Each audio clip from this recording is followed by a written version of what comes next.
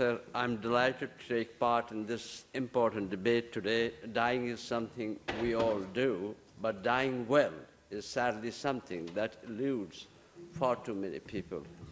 This needs to change, which is why I'm proud to be a member of the cross-party group on hospices and palliative care. And as our CPG discovered, the pandemic had a very real, very dramatic impact on palliative and end-of-life care. While the impact of the pandemic on end-of-life care is understandable during the pandemic phase, its continued effects as the COVID became endemic is less so.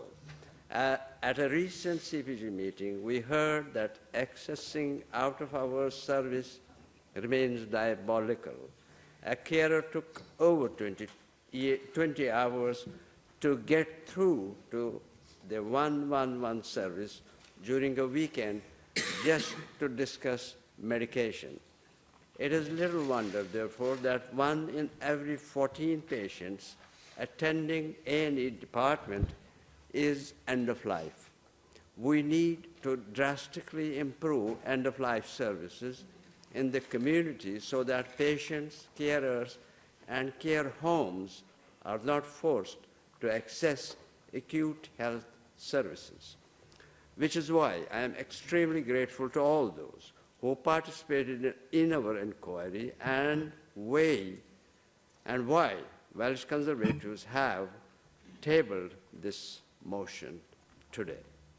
If we are to prepare for the next pandemic and ensure we can meet the rising demand for palliative and end-of-care in the community, we have to do things differently. Whilst we can't always choose when to die, we should all have a choice where to die. Most of us would not choose an acute hospital setting for our final moments.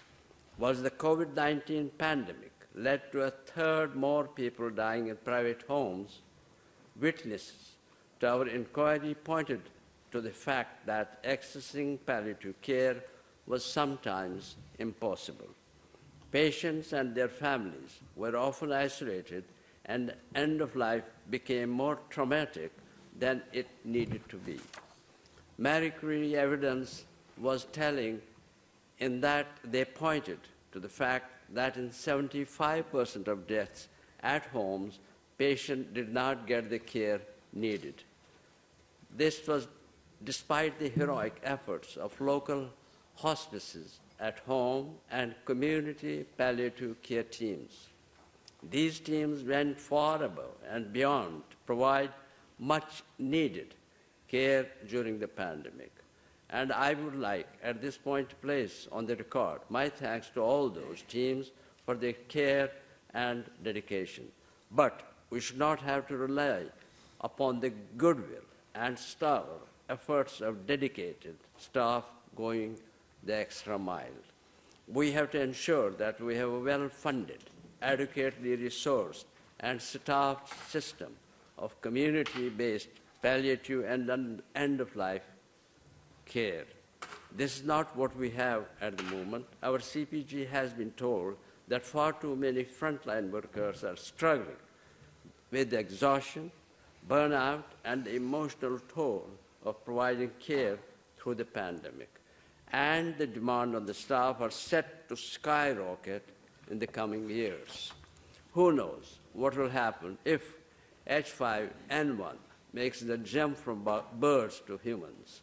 We are not prepared. We have not learned the lesson from COVID. I therefore urge the Welsh Government to take heed on our CPG report and accept all the recommendations, particularly with regards to the future funding.